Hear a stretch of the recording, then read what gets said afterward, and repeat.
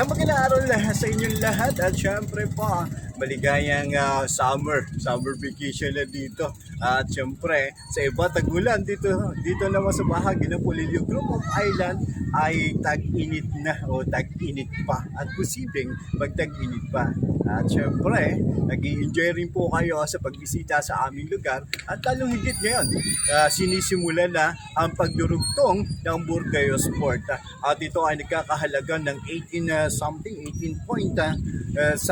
million na proyekto na pagdudugsong sa port ng Burdeos. At makikita po ninyo, itong nasa likod ko, ito ang gagawin nila o gagamitin nila para dugtungan ang Burdeos Port na mapapakinabangan hanggang sa mga susunod pa. At ito po, hindi natin ito inaasahan na ganoon kahaba, pero sana nga ay magtuloy-tuloy ito hanggang doon sa malalim na parte. At para hindi rin hirap kahit low tide ay makapasok ang ating mga bangkero at lalo higit sa paghahanda sa turismo dito sa bayan ng Burdeos ay tuloy-tuloy ito maging maganda at maging kapaki-pakinabang sa bawat isa. At isa pa rin magandang balita na mayroon ng ongoing na rin ang daan mula dito sa Port Burdeos o Burdeos Port papunta doon sa fishing port na matagal na rin natin ito na hinihiling ng mga mamamayan para mapakinabangan na rin yung Burdeos fishing port na matagal nang nakatayo pero hindi napapakinabangan. Tingnan po natin yung idudugsungan na port dito sa bayan ng Burdeos.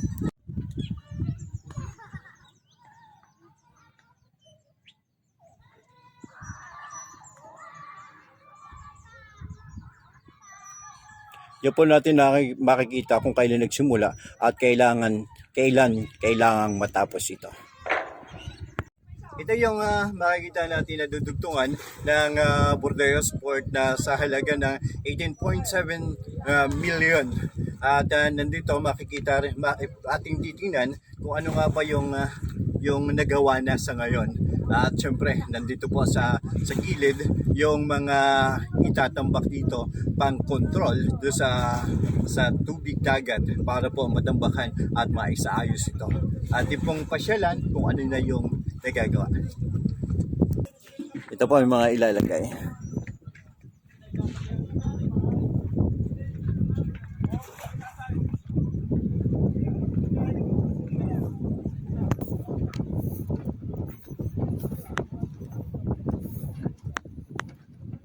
At ito na po yun, tinatampakan.